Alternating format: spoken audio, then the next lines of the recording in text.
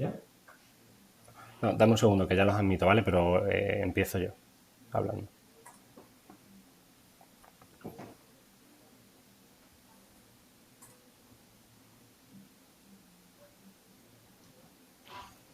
Vale. Hola, buenos días a todos. Bienvenidos a la tercera sesión del curso online en materia de ley de segunda oportunidad relacionada con el programa Segunda Oportunidad de la Junta de Extremadura, concretamente de Extremadura Empresarial. Vamos a dar unos segundos que termine de conectarse todo el mundo y ya comenzamos. Están entrando las últimas personas que estaban inscritas.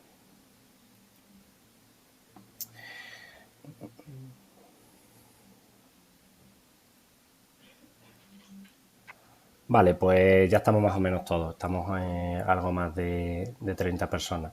Bueno, buenos días a todos de nuevo. Bienvenidos a la tercera y penúltima sesión del curso online en materia de ley de segunda oportunidad. Como sabéis, este curso está relacionado con o bueno, surge a partir del programa de Segunda Oportunidad, que es una iniciativa que está desarrollando Extremadura Empresarial para, bueno, pues ayudar a todo el tejido empresarial de Extremadura a reactivarse tras el COVID.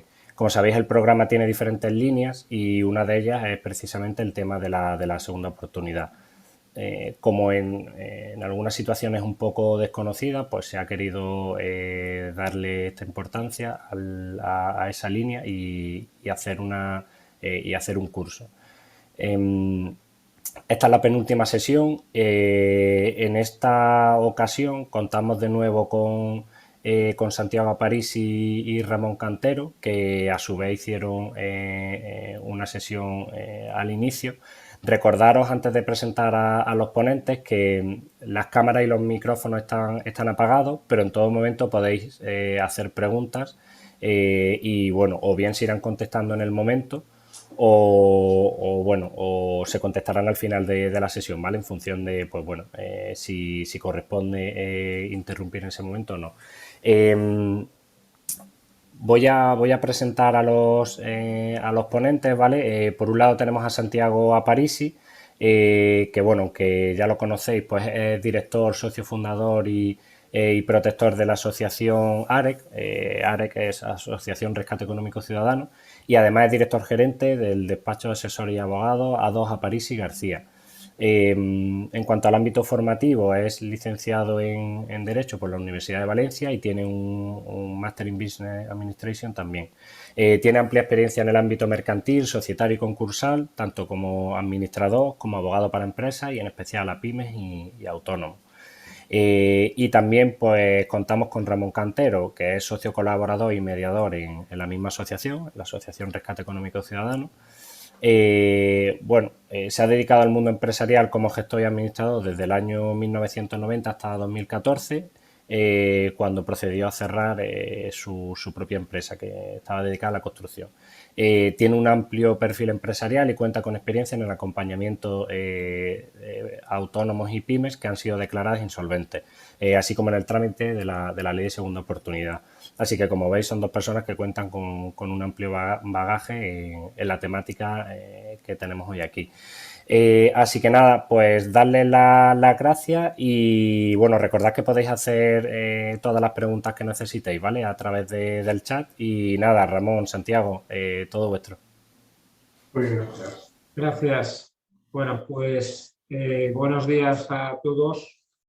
Y nada, vamos a empezar la ponencia de hoy con quiero recapitular un poquito lo que estuvimos hablando del acuerdo extrajudicial de pagos, es decir, de la ley de la segunda oportunidad, ¿vale? De una manera un poquito esquemática para que recordemos cómo es, o sea, cómo se inicia, cuáles son los pasos y los trámites, ¿vale? Entonces, primero explicaré esta, digamos, esta especie de esquema y luego explicaremos dos casos reales que se llevaron en la asociación, que hemos considerado que son interesantes de explicar porque dan una visión muy pragmática, muy práctica de situaciones que han vivido determinados profesionales, ¿vale? Concretamente será el caso de un pequeño empresario, luego el caso de un taxista, ¿vale? Y bueno, y explicaremos un poquito los pormenores que acontecieron en esos dos casos, los cuales han acontecido y se han tramitado con éxito. Vale, vamos a empezar a recapitular lo de el acuerdo extrajudicial de pagos. Y nada, pues ya empezamos en base al esquema que hay, pues bueno. Bueno, como ya se explicó, la solicitud de acuerdo extrajudicial de pagos, ¿vale? Se puede hacer ante un notario, ante el registro mercantil, o sea, el registrador mercantil, y ante la Cámara de Comercio. Bien. Se hace en la notaría normalmente, o sea, cuando se trata de una persona que tiene la condición de no comerciante o que no es empresario, ¿vale? Es decir, una persona que sea persona no comercial. Por ejemplo, un trabajador por cuenta ajena, que esté sobreendeudado, ¿vale? Luego, ante el registro mercantil y ante la Cámara de Comercio, se puede tramitar aquellos que sean comerciantes, o sea, es decir, gente que esté en una actividad económica, ¿vale? Y que su endeudamiento provenga de esa actividad económica, ¿vale? Esto hay que hacerlo bien, la petición, porque si no lo hacemos bien nos podemos encontrar que nos la rechacen porque no es el fuero competente, ¿vale? Bien. Luego, nada más iniciamos la solicitud, que es un formulario normalizado por el Ministerio de Justicia, ¿vale? El cual hay que rellenar y poner una serie de datos del deudor. Pues el notario o el registro mercantil o la Cámara de Comercio correspondiente pues nos intenta nombrar un mediador concursal, ¿vale? Bien. Muchas veces sucede que, por lo menos por lo que hemos visto en los últimos tiempos, hay muchas veces que no aceptan ningún mediador, ¿vale? Porque muchas veces los mediadores, como ya saben que los honorarios que van a cobrar son muy pocos o muy pobres, pues, y esto lleva un trabajo bastante importante y bastante responsabilidad para el mediador, pues muchos no aceptan. Bien, entonces, si no aceptan, pues directamente se cierra el acta manifestando en ese acta que no se ha podido nombrar un mediador concursal, ¿vale? Y normalmente se procederá directamente a la presentación del concurso, del concurso consecutivo. Vale, bien. Y luego, en el caso de que sí que se nombre el mediador, ¿vale? Que también hay bastantes casos en que se nombra, pues bueno, pues habrá que abrir el trámite de toda la mediación, ¿vale? Bien, primeramente, cuando ya se ha abierto, digamos, el trámite de negociaciones, ¿vale? Se comunica al juez competente la apertura de negociaciones. También se comunica al registro civil, donde estamos inscritos, a los registros de bienes y al registro público concursal, a la agencia tributaria y a la Tesorería General de la Seguridad Social. Todo ese trámite de comunicaciones lo hace la notaría, el registro o la Cámara de Comercio. Bien, posteriormente a ello se abre un plazo de 10 días para la comprobación de documentación y subsanación en su caso de omisiones de documentación. Es decir, si falta algún documento, algún papel, pues nos lo harán saber y lo podremos aportar. Vale. Bien, luego, acto seguido, cuando está completa la documentación, se hace una convocatoria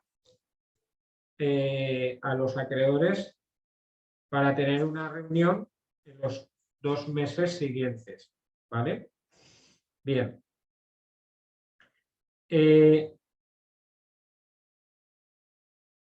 Tiene el deudor tiene que hacer una propuesta de acuerdo extrajudicial de pagos, ¿vale? Y entregarla al mediador para que la haga llegar a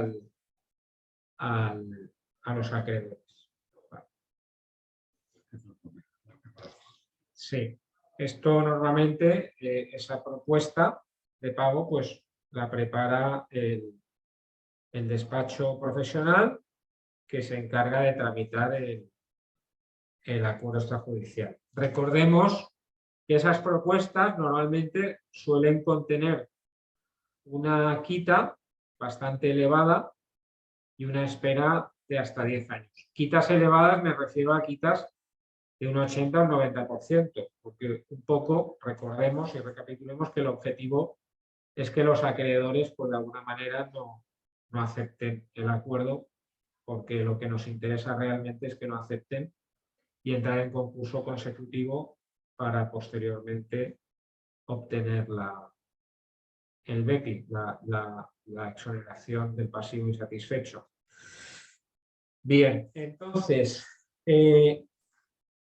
dentro de los 10 días siguientes a la propuesta del acuerdo extrajudicial de pago que presenta el deudor, los acreedores pueden presentar propuestas alternativas o de modificación. Es decir, pongo un ejemplo. Si nosotros proponemos una quita del 90%, pues un acreedor nos puede decir, bueno, pues si ustedes en lugar de proponer un 90 proponen un 60, pues nosotros aceptaríamos.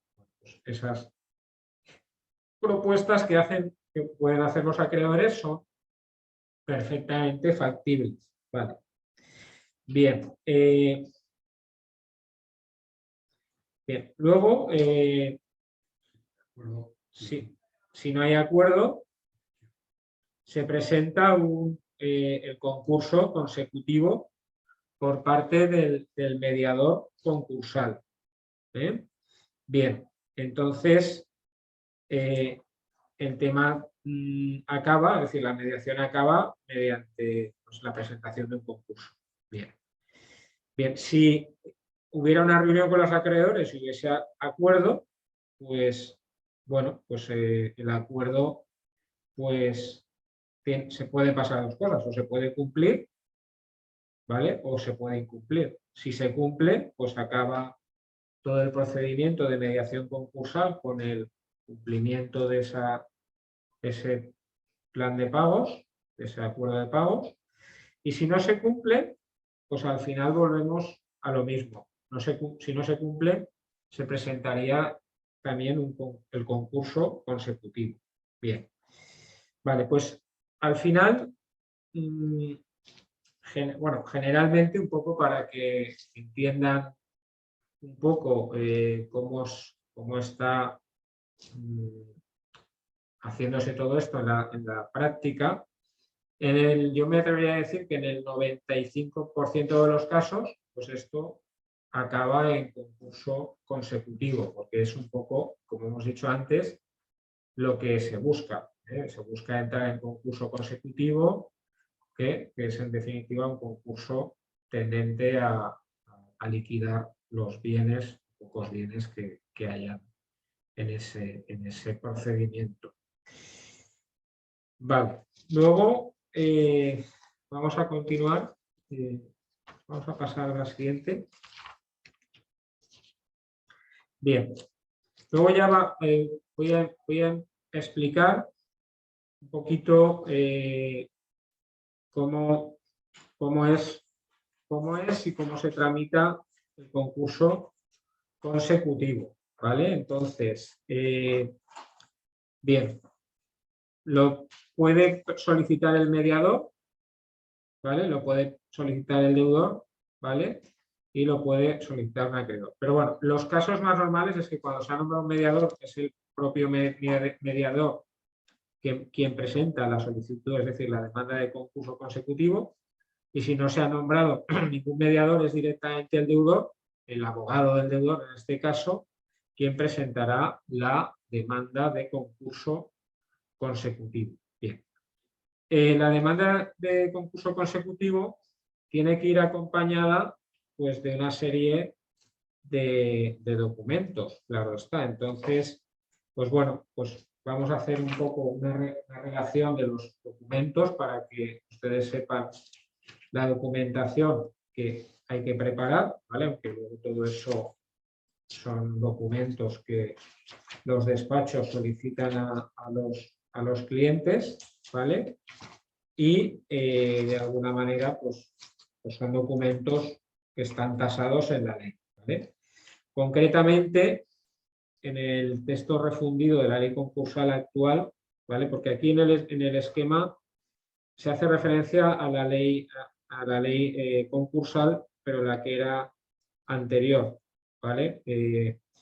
Ahora es el texto refundido, que en esencia es lo mismo, pero está articulado en más artículos, ¿vale? En lugar de que tuvieran 200 y pico artículos, ahora está en 700 y pico. Pero bueno, en esencia es lo mismo. Los cambios que se operaron fueron muy pocos porque pasó de ser de la ley concursal a un texto refundido. Bien, para no perder el hilo y lo que habíamos dicho, la solicitud del concurso consecutivo, ¿qué documentos tiene que llevar? Bueno, pues voy a hacer la relación de documentos, que sería una memoria expresiva de la historia económica y jurídica del deudor, de la actividad o actividades que se haya dedicado durante los 3 últimos años, ¿vale? Es decir, una pequeña explicación de su actividad económica, de lo que ha hecho, ¿vale? Bien, luego si el deudor, persona física, estuviera casado o casada, indicará en la memoria la identidad del cónyuge, la fecha del matrimonio, el régimen económico por el que se rige ese matrimonio y si se hubiera pactado la fecha de las capitulaciones y si hay capitulaciones matrimoniales, pues la fecha en que se hubiera pactado. Vale, si el deudor tuviera pareja inscrita, esto viene referido a las parejas de hecho, indicará en la memoria la identidad de la pareja y la fecha de inscripción en el registro correspondiente. Bien, si el deudor fuera persona jurídica, indicará en la memoria la identidad de los socios o asociados que tenga constancia. Bien, esto viene referido para las sociedades, ¿vale? Bien, de normal, como ya dijimos anteriormente, generalmente en el concurso consecutivo es más para personas físicas que para sociedades. Pero bueno, en alguna ocasión, excepcionalmente, pues se ha podido hacer alguna sociedad. Bien. Luego, volviendo a los documentos que hemos de adjuntar junto con la solicitud del concurso, es un inventario de bienes y derechos que integran el patrimonio, con la expresión de la naturaleza que tuvieran, las características, el lugar en que se encuentran y si estuvieran inscritos en un registro público, los datos de identificación registral de cada uno de los bienes y derechos relacionados, el valor de adquisición y las correcciones valorativas que procedan y la estimación del valor actual. Vale. Se indicarán en el inventario los derechos, los gravámenes, las trabas y las cargas que afecten a estos bienes y derechos a favor del acreedor o de tercero. Bueno, en definitiva, para un poquito que se entienda esto, lo que se pretende es que, vamos a ver, los bienes que normalmente se describen suelen ser algún bien inmueble, entonces es aconsejable aportar los datos registrales, incluso pues, podemos aportar una nota registral en el registro de la propiedad donde constarán las cargas que pudiera tener ese bien. Vale. E incluso, pues, si tuviéramos una valoración de ese inmueble, de ese bien, pues podemos aportarla para tener un valor, digamos, reciente. Bien, en cuanto a otro documento que hay que aportar, sería la relación de acreedores por orden alfabético con expresión de la identidad, el domicilio y la dirección electrónica, si la tuviésemos, de cada uno de ellos. Así como la cuantía del crédito y si se ha constituido alguna garantía personal o real sobre ese crédito. Bien, si alguno de estos acreedores hubiera reclamado judicialmente el pago del crédito, se identificará el procedimiento correspondiente y se indicará el estado de actuación. Bien, eso es importante. Si se ha judicializado ya esa deuda, es importante comunicarlo por una razón, porque acto seguido, nada más declaren el auto del concurso, es decir, nada más nos declaren el concurso, se podrá pedir la suspensión de esa ejecución, de esa deuda. Vale. Luego, otro documento que habría que acompañar es la plantilla de trabajadores en su caso y la identidad de los integrantes del órgano de representación de los mismos y el vehículo. Bueno, normalmente en la mayoría de los concursos consecutivos que se presentan no suele haber trabajadores, casi ninguno. Bien, por último, hemos de hacer referencia a la documentación ya. Esto viene ya más referido para comerciantes y para empresas, ¿vale? Que serían el acompañamiento de documentos contables complementarios. ¿Vale? Si el deudor estuviera legalmente obligado a llevar contabilidad, acompañará a la solicitud de declaración de concurso, además, los documentos siguientes, que serían, primero, las cuentas anuales correspondientes a los últimos 3 ejercicios finalizados, ¿vale? Sí, deben estar presentadas en el registro mercantil para cumplir religiosamente con los deberes contables, ¿vale? Bien, luego, en segundo lugar, una memoria de los cambios significativos operados en el patrimonio con posterioridad a las últimas cuentas anuales formuladas, aprobadas y depositadas.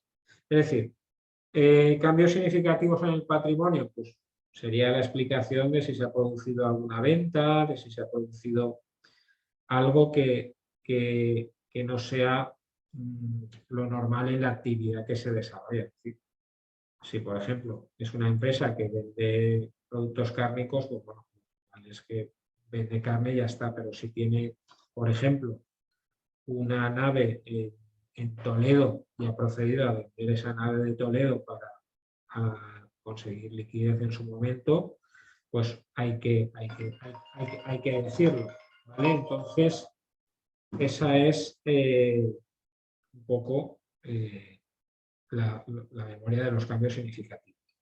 Que puede haberla o no. Muchas veces no suele haber ningún cambio significativo en la mayoría de los casos. Vale. Luego, una memoria de las operaciones realizadas con posterioridad a las últimas cuentas anuales formuladas, aprobadas y depositadas. Vale. Bueno, eso es básicamente la aportación de los documentos en el concurso consecutivo. Bien. Bien, luego ya cuando hemos presentado la demanda junto con los documentos que hemos estado comentando, el concurso puede recaer o en el juzgado de primera instancia, ¿vale? O en el juzgado de lo mercantil. En el juzgado de primera instancia recaerá siempre y cuando sean personas no comerciantes. Bien, esto suele ser muy habitual, que mucha gente pues, es no comerciante y recae en primera instancia. Y los que caen al juzgado de lo mercantil serán aquellos que sean solicitantes comerciantes o, digamos, o empresarios, ¿vale? Bien. Vale, una vez se ha examinado por parte del juzgado la documentación que hemos aportado junto con la solicitud, junto con la demanda, el juzgado emitirá o dictará un auto de declaración de concurso. Bien. Ese auto puede aperturarse con la apertura de liquidación o sin apertura de liquidación. Vale. Bien, también si es con apertura de liquidación, ¿vale? Se emitirá el informe del administrador concursal y finalmente bueno, ese informe del administrador concursal lo que hace es delimitar la masa activa, es decir, lo que hay de bienes, pues la valoración de esos bienes, la lista de acreedores, comprobarla y comprobar pues, que los acreedores pues, son los que se han puesto en la demanda y, bueno, y en esencia, pues hacer una valoración sobre el activo e incluso pues ya proponer dentro de ese informe cómo se van a liquidar los bienes, ¿vale? Bien. Bien. Luego el auto también puede ser sin apertura de liquidación. También se abre un informe,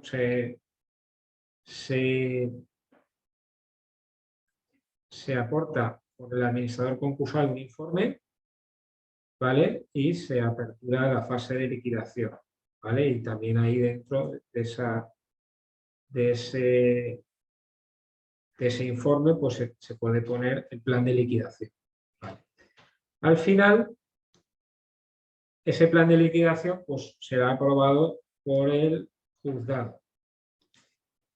Bien, esas plan de liquidación lo que busca es obviamente liquidar el patrimonio que pueda tener el concursado para obtener liquidez. Y con esa liquidez, pues poder pagar a los acreedores. Las cantidades que se obtengan, pues serán abonadas conforme al criterio legal de prelación de créditos, es decir, primero se pagarían los créditos con privilegio especial, por ejemplo, serían los créditos de hipotecas, luego pues se pagarían los créditos privilegiados, luego los ordinarios a prorrata y luego los créditos subordinados, que son aquellos que generalmente nunca se cobran, porque no suele haber casi nunca dinero para atender todo y entonces esos quedan como postergados y no se suelen cobrar. Bien.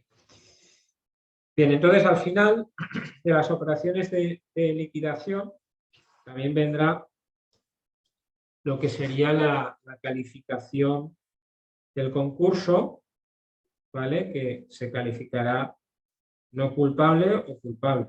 De todos modos, pues bueno, generalmente quien se acoge a la ley de la segunda oportunidad generalmente se declara no culpable, porque ya el propio abogado profesional que ha llevado el concurso pues ya ha verificado y ha comprobado con anterioridad, antes de meterse en todo este procedimiento, de que su cliente cumplirá los requisitos para ser deudor de buena fe, ¿vale?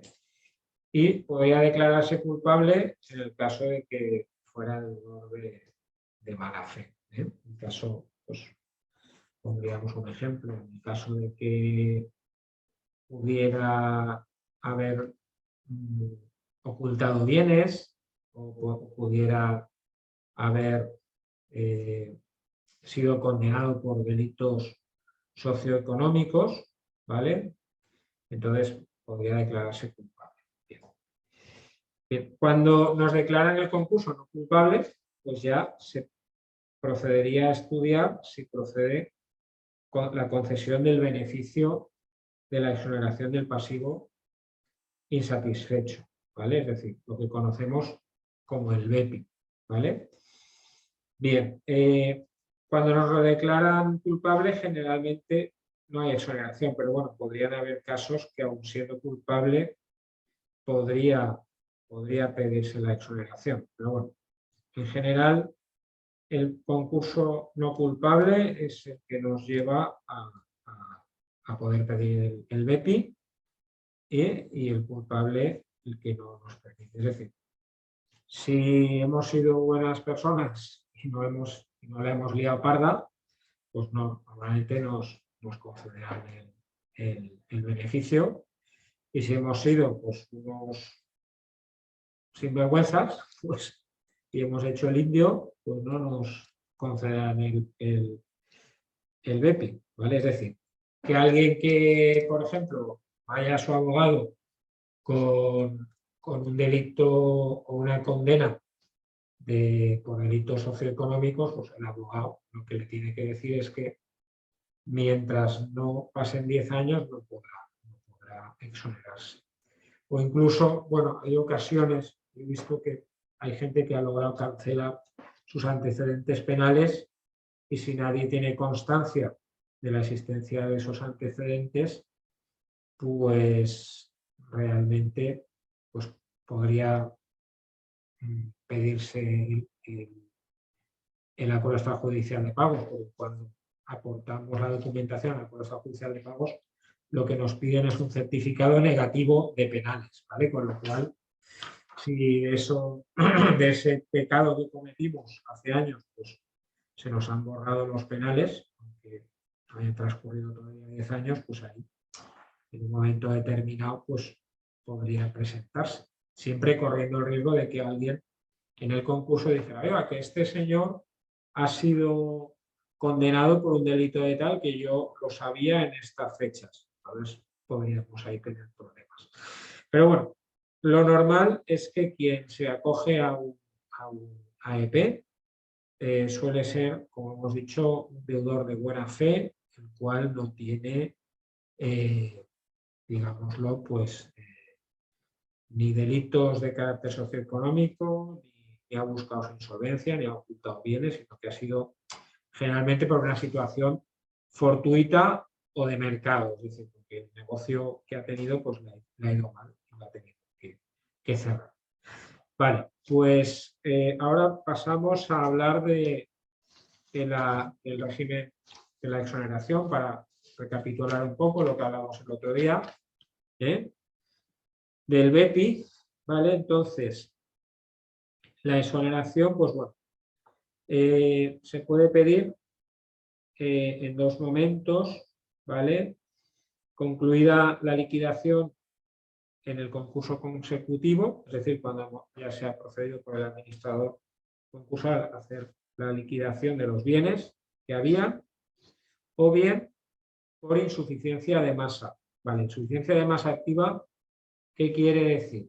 ¿O qué significa? Bueno, significa que no hay bienes suficientes para cubrir el pasivo del concurso, que eso suele ser también en la mayoría de los casos, ¿vale?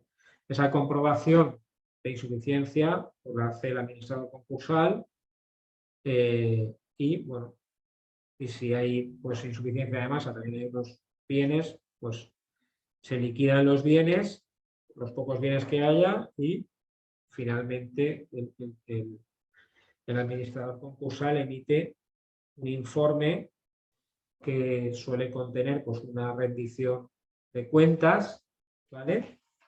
Y suele contener, pues eso, pues, todos los pagos que se han hecho a los acreedores y un poco recoge pues todo el estado contable del concurso. Bien. Entonces ahí ya al final, en ese momento es cuando hemos de pedir, el abogado del deudor pues tiene que estar ahí atento para solicitar el beneficio de la exoneración del pasivo insatisfecho, es decir, del BEPI. Bien, el BEPI se puede conceder de dos maneras, ¿vale? Es la concesión por vía directa, ¿vale? Es decir, cuando no tenemos ningún crédito de derecho público, o bueno, hemos pagado también todos los créditos contra la masa, los créditos privilegiados, en fin, eso es la vía directa. Y luego la vía indirecta de exoneración es cuando nos queda, el otro día hablé un poco de lo que sería cuando quedan créditos de derecho público, por ejemplo, pues una deuda de un ayuntamiento, una deuda de la agencia tributaria, una deuda de la Tesorería General de la Seguridad Social. Bien, entonces, cuando es por la vía indirecta, ¿vale? Hemos de proponer un plan de pagos. Entonces, normalmente nos lo aceptarán ese plan de pagos y la exoneración que obtengamos será provisional. ¿Vale? Que será provisional porque ese plan de pagos, ¿vale? Habrá que, en teoría, cumplirlo. Porque, bueno, el plan de pagos, si se cumple, habría que destinar el 50% de los ingresos que tengamos después de haber sido concedido el BEPI o el 25% en su caso. Bien, ese 50% de ingresos que tengamos lo voy a poner con un ejemplo numérico para que lo entendamos, ¿vale? Bien, la ley establece que prácticamente desde 0 hasta 950 euros, que era el salario mínimo interprofesional, bueno, ahora, si no recuerdo mal, el salario mínimo interprofesional ha subido a 1.000 euros. Pues bueno, pongamos que de 0 a 1.000 euros no tendríamos que pagar nada, pero si ganamos 1.100 euros, 1.200 euros, de ese diferencial de 1.000 a 200 habríamos de pagar por lo menos 100 euros, destinarlos al plan de pagos. Bien. ¿Por qué? Pues porque de 0 a 1.000 se supone que es inembargable, que la ley nos establece que para tener un mínimo vital, concretamente la ley de enjuiciamiento civil, el artículo 607, establece que las cantidades que percibamos por un sueldo, por una pensión o por un salario, pues no serán embargables hasta, digamos, hasta la cuantía del salario mínimo interprofesional. Bien.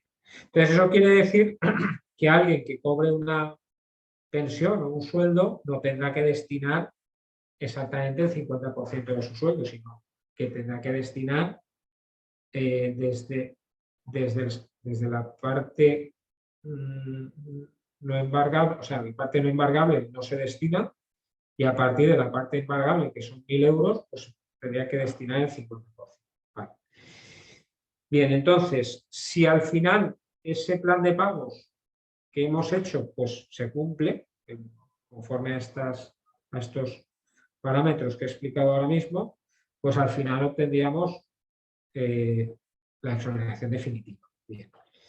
Y si no se cumple ese pago mínimo que exige la ley, pues el juez nos podría decir que no se nos exonera por el motivo digámoslo, de que no hemos destinado ese 50% de ingresos, ¿vale? Ese 50% que hemos hablado antes.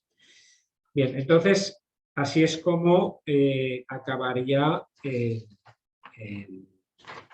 digamos, el BEPI. Bien,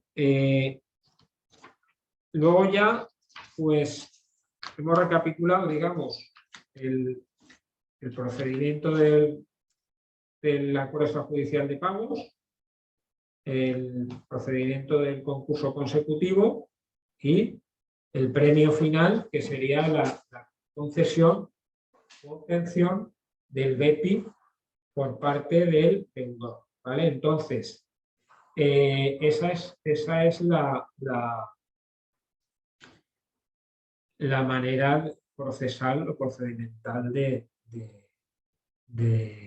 acogernos a la ley de la segunda oportunidad. Bien, ahora, pues también para tener... Si quiere, bueno, indicaros que antes de que la palabra para que explique ahora unas cuestiones de casos reales. De que Santiago os explique un poquito algunos procedimientos que estamos llevando y dar un poquito de descanso.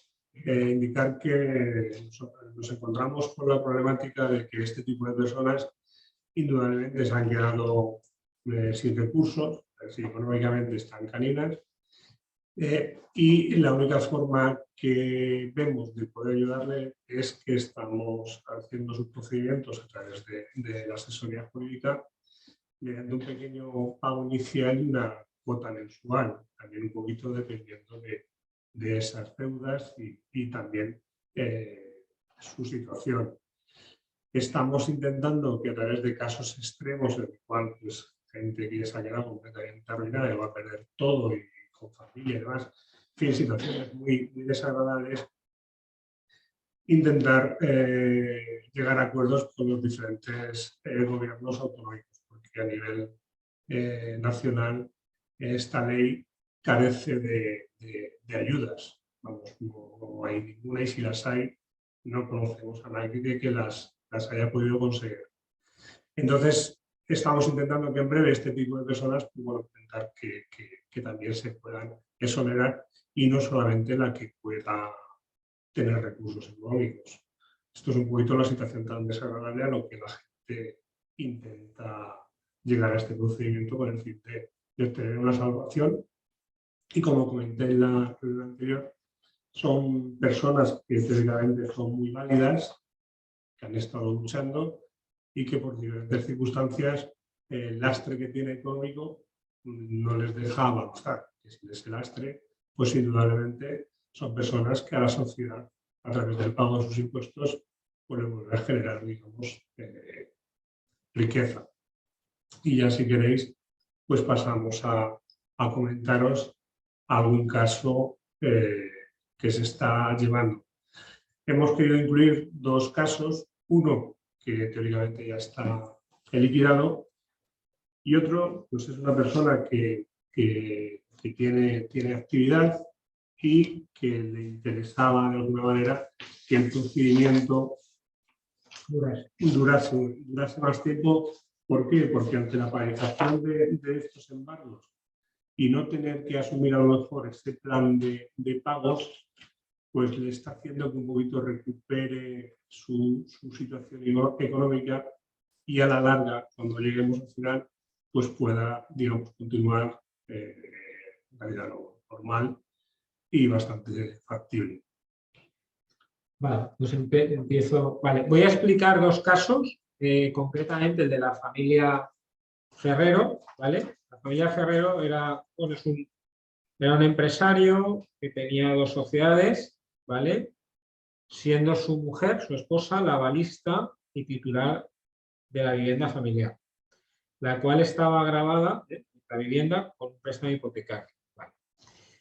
El endeudamiento de esta familia fue consecuencia de la condición de prestatarios y fiadores de diversos préstamos cuya titularidad correspondía a ambas empresas. Es decir, esto es muy normal que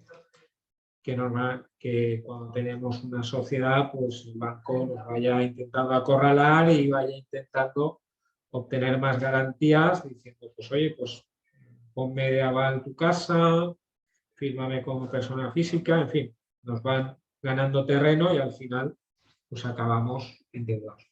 Conclusión, cuando tenemos una situación de insolvencia en una empresa, hay que cortar por lo sano y evitar comprometer al máximo nuestro patrimonio particular en la medida de lo posible. Es decir, más vale una retirada a tiempo que aguantar demasiado una empresa y que al final nos tengan cogidos por todos. Bien.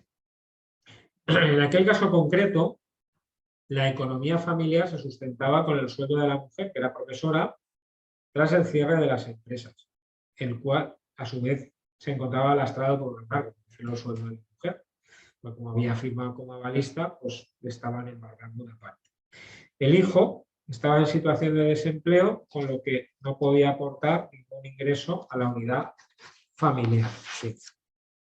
Así las cosas, padre, madre e hijo, ante la incapacidad de hacer frente a las deudas, instan conjuntamente el procedimiento de acuerdo extrajudicial de pagos en el año 2016, siendo su pasivo aproximado, o sea, sus deudas, de un total de 245.000 euros. Bien. En su momento se designó un mediador concursal y rechazando a los acreedores la propuesta de acuerdo de pago que en su momento hizo los deudores, y procediéndose finalmente a la solicitud de concurso consecutivo ante el fracaso del acuerdo. Bien, eso era en realidad lo que se pretendía y lo que se buscaba. Bien, en septiembre de 2019 se emitió el correspondiente auto de declaración de concurso, declarándose el mismo como fortuito. Bien. Obviamente, cuando se emitió ese auto, como ya tenían ejecuciones abiertas, pues obviamente pues se solicitó la paralización, la suspensión de todas las ejecuciones que tenían abiertas. Concretamente, pedimos la suspensión de un procedimiento que estaba embargando el sueldo de su mujer, con lo cual a partir de ese momento el embargo del sueldo dejó de tener efectividad, con lo cual para la familia Ferrero fue beneficioso en el sentido de que no le estaban embargando el sueldo. Bien. Y bueno, luego también pues habían otras ejecuciones pues que estaban de alguna manera pues mordiéndoles por todos lados, y desde el momento en que se declaró el concurso pues todo eso se paralizó, es decir, se consiguió pues un respiro, digámoslo, como una especie de balón de oxígeno para esta familia. Bien. Bueno, luego el plan de liquidación por parte del administrador, que lo hizo el administrador concursal, se propuso la venta del único bien que existía, que era la vivienda familiar, ¿vale? Que componía la masa activa del concurso, ¿vale? Y en marzo del 2021 los deudores ya finalmente, es decir, tras vender la vivienda y todo esto, pues solicitaron el BEPI al amparo del artículo 465 del texto refundido de la ley concursal. Vale, los estaban pagados, ¿vale? En este caso, para la concesión del BEPI se cumplían los requisitos, es decir, que estaban pagados los créditos contra la masa, aquí pone masas, es un error, es masa, y privilegiados, y solamente, digamos, los créditos financieros, es decir, de los bancos, conformaban el pasivo ordinario. Eso fue fundamentalmente la deuda que se quitaron de encima. Bien, luego, al parecer, apareció un crédito de derecho público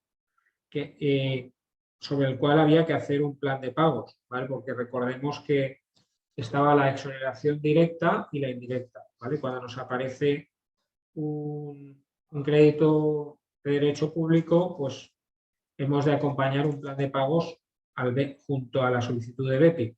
Vale, en este caso fue respecto a la mujer, a la esposa del señor Ferrero, pero tenía una escasa cuantía, se debían 75 euros, con lo cual AREC aconsejó abonarlo al momento y así acceder directamente a la exoneración definitiva. Bien, eso por lo que respecta a la esposa del señor Ferrero. Sin embargo, el señor Ferrero, el marido, ostentaba una deuda pública porque también salió al final unos créditos de unos ayuntamientos que lo reclamaba la Diputación de Valencia, cuya cuantía ascendía ya a 3.932, casi 4.000 euros. Claro, ante esa tesitura se produjo, hombre, se aconsejó al cliente proceder a un plan de pagos, proceder a un plan de pagos para que se pudiera exonerar de toda su de todo su pasivo, obviamente. Y entonces lo que se hizo fue el plan de pagos y de esa manera, pues con una cantidad mensual que el señor Ferrero podía pagar, pues se iba atendiendo ese plan de pagos del crédito de derecho público. Bueno, luego también en junio del 2021 se dictó un auto decretándose la exoneración del pasivo no satisfecho respecto del señor Ferrero y su esposa. Bueno, y de su hijo también. Respecto al señor Ferrero, se procedió a la concesión limitada y provisional del beneficio mediante la aprobación de un plan de pagos de ese crédito de derecho público de casi 4.000 euros a 36 meses. Bien, y finalmente se acordó la conclusión del concurso del señor Ferrero y familia, reconociéndose al final la exoneración del pasivo insatisfecho, alcanzando a todo el pasivo no satisfecho con la masa activa. Se libraron del grueso general de todos los créditos que no estaban avalados por nada, es decir, en este caso por una garantía. Bien, pues este caso finalmente pues fue, digámoslo, beneficioso para esta familia, porque de alguna manera, de estar totalmente ahogados por los avales de dos empresas que tenían y tener su mujer el sueldo embargado y su hijo también estar avalando todos esos créditos, pues estaban de alguna manera atados de pies y manos, y a través del acuerdo extrajudicial de pago, es decir, de la segunda oportunidad, pues pudieron tener un resurgimiento a la vida económica, y actualmente pues el señor Ferrero pues ha podido resurgir, y su hijo también, y su mujer pues su sueldo pues ya no es objeto de embargo, lo cual pues nos agradecieron profundamente a la asociación, porque evidentemente pues confiaron en acogerse a este procedimiento que le aconsejamos nosotros y tener una segunda oportunidad real que la han tenido, evidentemente. Bien, pues bueno, pues ese caso, pues un caso que acabó con éxito y acabó bien. Bueno, luego pasamos a otro caso, que es el caso de un taxista, que es concretamente la familia Huaca, ¿vale? Es un señor de origen extranjero, ecuatoriano, y bueno, pues de profesión taxista.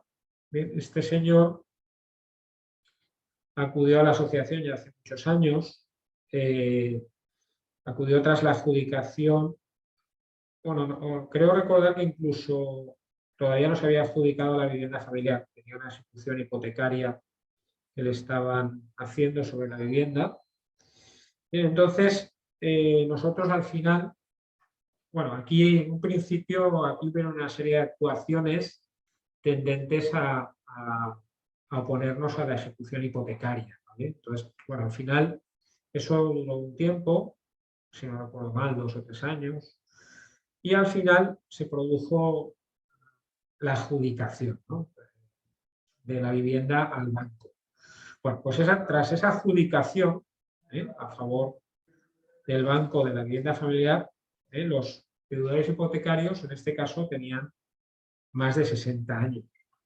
y la esposa del señor Huaca estaba en un estado muy delicado de salud y les aconsejamos, la asociación les aconsejó solicitar una prórroga de estancia en la vivienda objeto de ejecución hipotecaria. Bueno, en este caso, verdaderamente, pues se peleó mucho y se concedió por 2 veces la prórroga, o incluso, si no recuerdo mal, incluso hasta 3, la prórroga de estancia, porque este caso, fíjense ustedes que cayó en mis manos en el año 2012, o sea, hace ya 10 años. Pues claro, en el 2012 todavía no había ley de segunda oportunidad ni nada. En el 2012 tan solo se podía pelear las ejecuciones hipotecarias a base de recurrir a alegar pues, que había un tipo de cláusula abusiva, de que el préstamo era usurario, de que había un defecto de forma, etc. Bueno, por ahí, al principio entramos ahí, pero luego ya afortunadamente en el 2014 entró la ley de la segunda oportunidad y ya pues se pudieron hacer más cosas, ¿vale? Bien, entonces, a estos señores, a esta familia, se les concedió por 2 veces la prórroga de estancia en la vivienda, permitiéndoles estar en la vivienda hasta mayo del 2024. Todo ello en base al Real Decreto Ley 6/2020 de 10 de marzo, por el que se adoptan determinadas medidas urgentes en el ámbito económico y para la protección de la salud pública. Bueno, este Real Decreto realmente tuvo su origen en el año 2013, porque por eso este señor ha podido estar tantos años, porque ha cumplido de alguna manera los requisitos para acogerse a la prórroga de estancia, porque era una familia de las catalogadas como que tenían vulnerabilidad socioeconómica. Entonces, de alguna manera, pues eran mayores de 60 años, los ingresos pues tenían bastante bajos, había una persona pues, que tenía una enfermedad grave, la mujer concretamente. Bueno, y en esas circunstancias que nos movíamos, pues intentamos pues, pelear al máximo la prórroga de estancia. Se ha conseguido y sigue en la vivienda, como hemos dicho, hasta mayo del 2024, que tiene concedida la prórroga de estancia. Evidentemente, pues bueno, no hace falta ser muy listo para ver que es un beneficio muy importante, porque claro, las personas hubieran tenido que salir de la vivienda, pues hubieran tenido que buscar un alquiler, y pues todos sabemos que los alquileres no son precisamente baratos. Entonces, pues aparte del tema del concurso, que eso ya ha venido después, pues en este caso pues han podido permanecer en la vivienda bastantes años y siguen permaneciendo en la vivienda en la actualidad. Bien. Bueno, frente a la petición de desahucio que pretendía la entidad bancaria adjudicataria, AREC luchó por los derechos de permanencia en la vivienda al tener los deudores una calamitosa situación familiar, sobreendeudamiento, mayores de 60 años, enfermedad grave de la esposa y un cargo, etcétera, de circunstancias.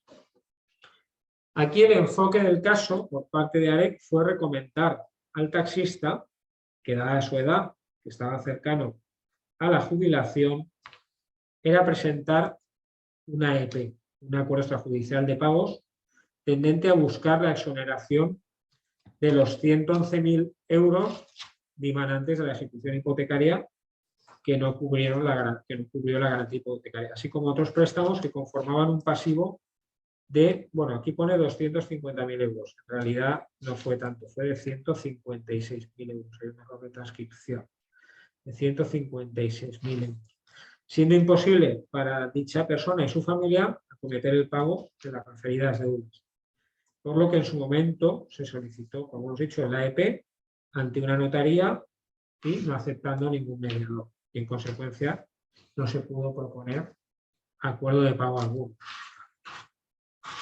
Ante esta situación y ya estando en los inicios de la pandemia o cercanos a la pandemia, finalmente se acabó presentando el concurso consecutivo del taxista, el cual todavía sigue, bueno, taxista y de su unidad familiar, de su mujer y de su hijo, el cual todavía sigue vigente y el taxista sigue ejerciendo su actividad. Bien, esto pues le ha supuesto pues un gran beneficio a esta persona porque ante cualquier ejecución pues se pudo, o sea, cualquier ejecución se pudo parar, de hecho se paralizaron, porque si no hubiera presentado el acuerdo extrajudicial de pagos, pues hubiera paralizado su actividad, hubiera tenido que paralizar su actividad porque le hubieran embargado su facturación del taxi y entonces eso le hubiera presupuesto pues un bloqueo. Bien, esta familia sigue, como hemos dicho, en concurso y en un futuro cercano, cuando se concluya dicho concurso y se hayan liquidado todos los bienes que existían, se procederá a solicitar el correspondiente BEPI. Y de esta manera el deudor podrá jubilarse no debiendo cantidad alguna tras la concesión del BEPI. Por lo tanto, aquí pues, se intentó de alguna manera pues, ganar tiempo para poder evitar los embargos que le acechaban y que hubieran podido paralizar su actividad económica. Bien, esto pues de alguna manera pues es posible con un concurso, porque la verdad es que como los juzgados pues, suelen ir bastante lentos, y los juzgados suelen ser juzgados, muchos de ellos a veces de primera instancia, pues suelen ser juzgados que realmente pues alargan mucho los tiempos, porque como no tienen medios materiales para atender estos procedimientos, ni personal con conocimientos específicos de derecho concursal, pues de alguna manera pues lo que se produce es un efecto de alargamiento de los procesos muchas veces.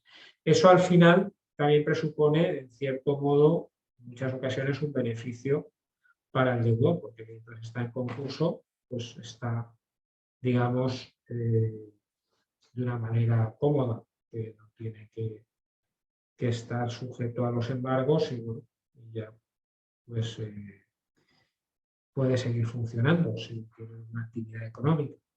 En fin, esa fue la manera de orientar ese caso y de alguna manera pues este señor y su familia pues han ido obteniendo una serie de beneficios legales, porque todo ha sido solicitado al amparo de sus requisitos, ¿vale? Y al amparo de todas las leyes actuales, y bueno, y ha sido pues beneficioso para él y su familia. Bien, pues este caso pues ha sido otro caso de éxito, en el cual pues de alguna manera pues, se ha podido salvar un poco la integridad patrimonial de esas familias y que puedan continuar con su vida y de alguna manera haber salido o intentar salir a flote, que es de lo que se trata, porque la ley de la segunda oportunidad no es otra cosa más que hombre, esto no se creó por casualidad, se creó porque existía una convicción de que en base a las teorías humanitarias, teorías económico-humanitarias, pues pensaba que era mucho mejor que aquellas personas que fueran emprendedoras o emprendedores, pues pudieran emprender de nuevo su actividad o mantener al menos su actividad, porque desde luego pues al final es un beneficio para la sociedad en general, porque recordemos que estas personas pues pagan impuestos, generan algún puesto de trabajo, etcétera. Entonces, al final, pues es más beneficioso que alguien esté en la economía real, la economía donde se pagan impuestos, que en una economía sumergida. Porque, claro, una persona que no pueda emerger a la vida económica, pues no le quedará otro remedio que estar trabajando de manera ilegal, sin generar impuestos, todos sus pagos tendrán que hacerse en B, y todo eso, pues al final para la sociedad nos redunda en un beneficio. Por lo tanto, es bueno, son buenas estas herramientas para poder atajar pues estas situaciones de sobreendeudamiento o crisis empresarial. Y bueno, pues esa es un poco la filosofía que promueve la asociación, para que de alguna manera pues, las personas que se vean en esta situación pues tengan una posibilidad de Oye, continuar. pues muy bien, Santiago, muy bien, Ramón, muchas gracias. Bueno, creo que ha sido muy interesante esa recopilación que habéis hecho al inicio de, pues bueno, de algunos de los aspectos más relevantes de la ley. Y luego muy interesantes también los dos casos que nos habéis mostrado aquí, porque además, pues bueno, cada uno tenía sus diferencias, uno está finalizado, el otro no. Tenemos varias preguntas, ¿vale? Así que si os parece, os las voy comentando y nos vais respondiendo, ¿vale? Sí. De paso, animo al resto de las personas que están bueno, en la sesión, ¿vale? A que, bueno, pues que sigan lanzando preguntas, y si alguna de las que respondemos no queda claro, pues que, bueno, que lo reitere. Tenemos algunas que son algo más genéricas, entiendo que asociadas a esa primera parte, y otras que son concretas de los casos, ¿vale? Voy a ir por orden. ¿Qué ocurriría en caso de que el deudor no tuviera ningún tipo de patrimonio o este fuera mínimo? Bueno, no ocurre nada. Es decir, si el deudor no tiene ningún patrimonio, no se produce la liquidación, sino simplemente al final se produce pues nada, un cierre del concurso por insistencia de masa activa, y ya está. O sea que no tiene por qué pasar nada. Eso sí, lo que sí que tiene que asegurar el deudor es que tenga unos mínimos recursos para poder atender los créditos contra la masa, los gastos del procedimiento. Porque los gastos del procedimiento, recordemos que los tiene que abonar el deudor, ¿vale? Vale. Vale, pues aclarada. ¿Existe algún mínimo exigible en la cuota mensual anual planteada en el plan de pagos? Mínimo exigible, no. En el plan de pagos, lo que hay que hacer es, se propone, ¿vale?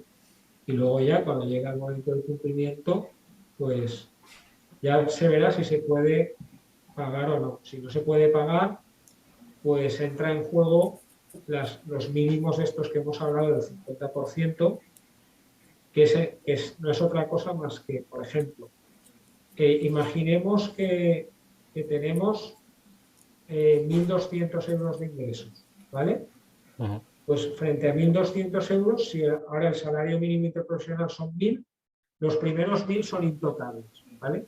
Y de los otros 200, en teoría, tendríamos que destinar 100 euros para repartirlos entre los acreedores que se ven afectados por ese plan de pagos. Entonces, en base a eso, si no recuerdo mal, que era el artículo 400, a ver, que lo mire, el 499, a ver, 499 de la ley de la ley concursal, lo cito expresamente, dice que aunque el deudor no hubiese cumplido en su integridad el plan de pagos, el juez, previa audiencia de los acreedores, atendiendo a las circunstancias del caso, podrá conceder la exoneración definitiva del pasivo insatisfecho del deudor que no hubiese cumplido en su integridad el plan de pagos. El plan de pagos, pero hubiese destinados a su cumplimiento al menos, esto es lo que hemos explicado, al menos la mitad de los ingresos percibidos durante el plazo de 5 años desde la concesión provisional del beneficio que no tuviesen la consideración de inembargables, o la cuarta parte de dichos ingresos cuando cubriesen el deudor las circunstancias previstas en el artículo 3.1, letras A y B del Real Decreto Ley 6/2012 de 9 de marzo de medidas urgentes de protección de deudores hipotecarios sin recursos. Bueno, también si el deudor, para que nos entendamos, es más pobre que las ratas y está acogido, tiene esas circunstancias de la protección de los deudores hipotecarios, incluso una cuarta parte. Es decir, imagínense el 25%, en lugar de 100, a lo mejor tendría que destinar 50. ¿Vale? Pero bueno, todo eso luego hay que explicarlo en una solicitud al final, que yo, como dije el otro día, todavía no he llegado a esa solicitud de presentar en un juzgado, no hemos llegado todavía a ese punto, pero bueno, pero más o menos la cosa está clara. Es decir, tiene que haber habido una intención de pago por parte del deudor. Es decir, lo que no puede ser es que el deudor haya dicho, ala, no pago. Pero bueno, imaginemos que el deudor diera una pensión, pues haya jubilado y no puede cumplir el plan de pagos, que tenga una pensión de 900 euros, que a verlos hay muchos, con pensiones de ese estilo, pues hombre, en un escrito se podría decir que dadas sus circunstancias económicas que han cambiado y que se ha jubilado y que no llega al salario mínimo interprofesional, pues que no puede destinar un céntimo al cumplimiento del plan de pagos, porque ante esa tesitura se podría, yo a mi entender, se podría argumentar una solicitud de exoneración definitiva, porque han cambiado sus circunstancias económicas. ¿Vale? Y dentro de esa solicitud, Santiago, ¿qué es más relevante? O bueno, o si solo hay algo relevante, ¿es el tema de el contexto económico o el contexto personal también? Con personal me refiero a las circunstancias que ha llevado a la persona a esa situación. Bueno, una pérdida de clientes. Vale, ahí hay un contexto de causas, que claro está, pues que como todo bien argumentado y bien explicado, pues se puede decir, oiga, mire, este señor en el momento de proponer el plan de pagos tenía unas circunstancias económicas más benévolas o mejores y ahora por circunstancias pues ha devenido a peor fortuna. Bueno, pues se explica que la situación, por ejemplo, hemos puesto el caso de alguien que se jubilara, ¿no? Pero también podemos poner el caso de alguien que tuviera un negocio y que tuviera una pérdida de clientes o que tuviera un trabajo y que hubiera perdido el trabajo. No sé, siempre algo que demuestre que has pasado a peor fortuna, ¿vale? Y bueno, pues eso bien argumentado, bien explicado. Y eso. Pero bueno, lo mejor, mira, antes hemos explicado el caso del señor Ferrero. El señor Ferrero, frente a los 4.000 euros estos que le pedía la Diputación de Valencia, los tenía que pagar, me parece que en 36 meses. Le salía una cuota mensual. Este señor lo está pagando religiosamente porque no se quiere arriesgar a que le revoquen el beneficio, ¿vale? Entonces, por ejemplo, en ese caso, pues el señor se las compone para pagar esa cantidad y ya está. Hombre, lo mejor es pagarlo, claro está, lo mejor. Pero si ante una imposibilidad, pues, sí, hay que buscar bueno, algo alternativo, al menos justificar porque no se puede hacer. Vale. Exacto. Vale, vale, entendido.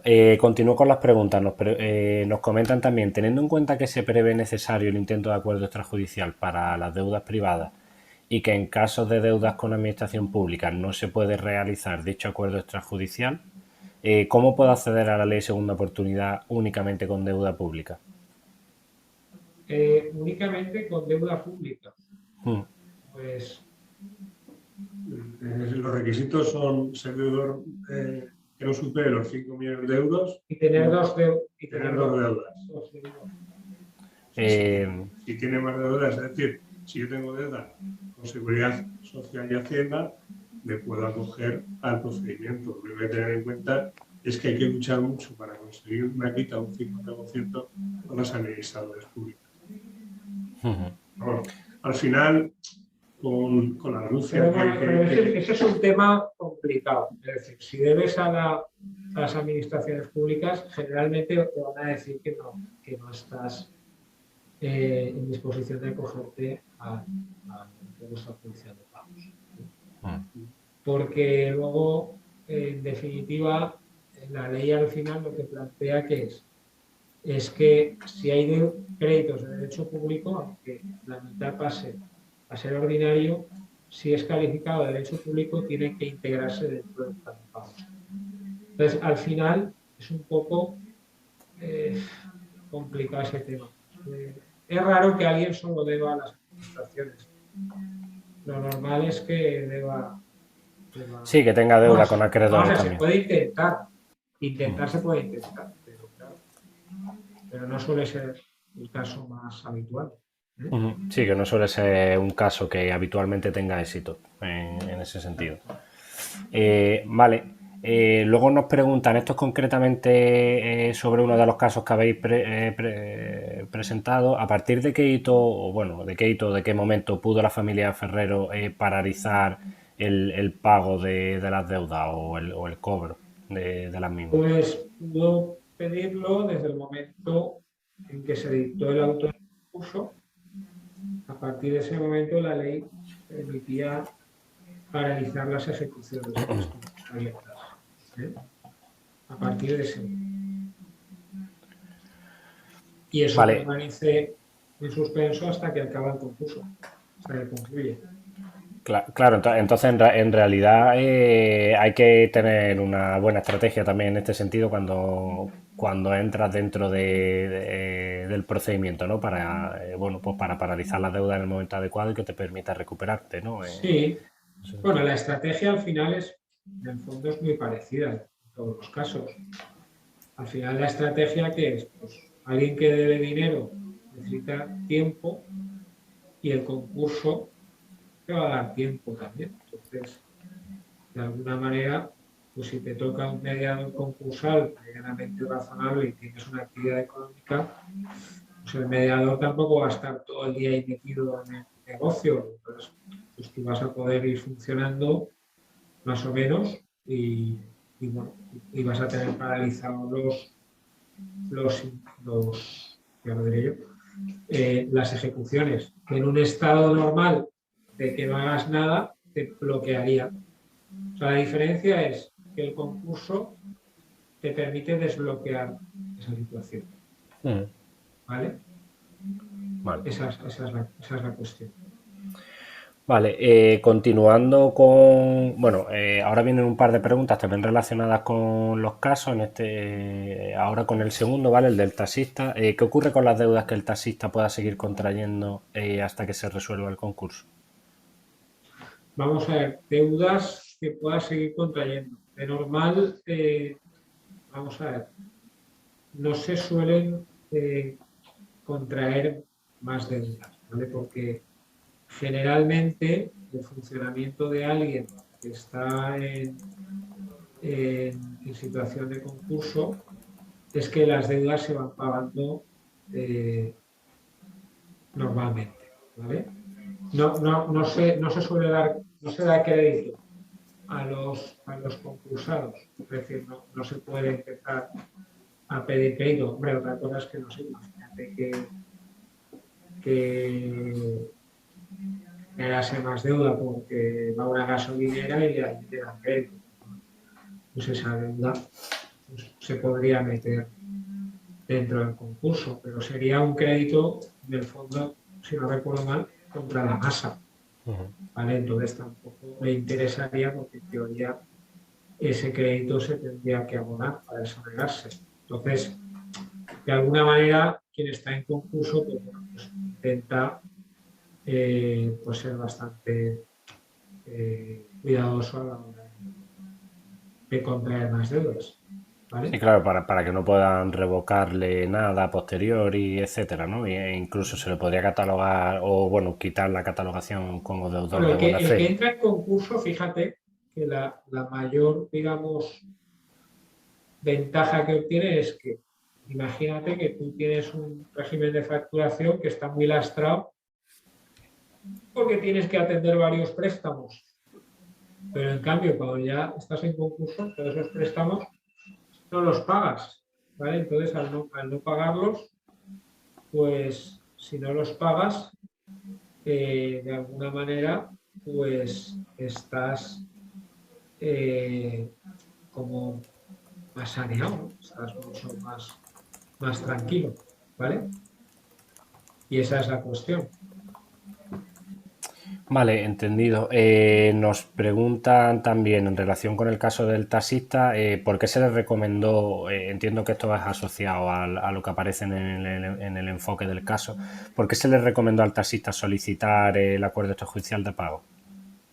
Bueno, vamos a ver, porque al final, como tenía varias ejecuciones, corría riesgo de que en un momento determinado le embargaran la actividad del taxi, que era su medio de vida, y entonces, como tenía, si no recuerdo mal, como 63 años o 64, 63, y él quería jubilarse, no sé si a los 65 o 66, pues lo que podía durar el concurso, que era 2 años, 2 años y pico, pues le permitiría poder jubilarse sin que le tirasen Sí, de la pensión, ¿no? mano a los embargos, ¿sabes? Vale. De alguna manera, esa fue un poco la estrategia, ¿no? En este caso concreto, es decir, que pudiera llegar a la edad de jubilación y jubilarse. Porque, claro, el concurso pues le salvaguardaba de alguna manera su actividad, ¿vale? Vale. Vale, nos comentan también, bueno, parte la habéis respondido, me gustaría saber si la aportación de patrimonio ejecutable es imprescindible para adherirse al plan en primera instancia y si podría añadirse de manera posterior una vez ya está en marcha el plan de pago. A ver, no he entendido muy bien la pregunta, perdón. Nos indica, me gustaría saber si la aportación de patrimonio ejecutable es imprescindible para adherirse al plan. Bueno, a ver, yo creo que aquí el tema no es que sea imprescindible para adherirse al plan. Entiendo que se refiere a si al ejecutar parte del patrimonio, pues reduces parte de la deuda, pues obviamente se ve condicionado el plan de pago, ¿no? Bueno, aquí en realidad el patrimonio que hay que aportar es el que tenga el deudor, que generalmente, esto ya lo dije en la anterior ponencia, es decir, generalmente son patrimonios que están pues, gravados por hipotecas o que están embargados, porque alguien que tenga un patrimonio totalmente libre de cargas y con un patrimonio importante, generalmente no se va a acoger a una acuerdo extrajudicial de pago, porque esa persona pues coge, vende algún bien o unos bienes y paga e intenta llegar a un acuerdo con algún acreedor o con algunos de sus acreedores. Pero claro, generalmente el que se acoge suele tener el patrimonio bastante empastado. Suele tenerlo.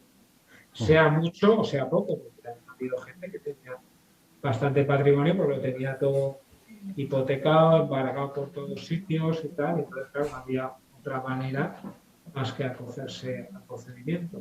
¿Vale? Vale. En relación justo con esto nos preguntan que, bueno, si podéis dar detalles de algún tipo de estrategia a seguir para catalogar parte del patrimonio como no ejecutable. Como no ejecutable, hombre, vamos a ver. El único un único bien, ¿vale? Que no se suele ejecutar, porque en los últimos tiempos se ha hecho así, es la vivienda familiar en la que vive el deudor, cuando tiene una hipoteca pareja al valor del valor del inmueble, ¿vale? Es decir, que su venta no va a proporcionar ningún activo adicional al concurso para pagar el resto de acreedores. En esos casos se puede optar por la conservación de la vivienda, siempre y cuando la cuota hipotecaria haya sido atendida. Muchas veces pasa el siguiente caso. Vivienda que tiene el matrimonio, ¿vale? A nombre de los dos. El esposo entra en concurso con su 50% y la esposa no, ¿vale?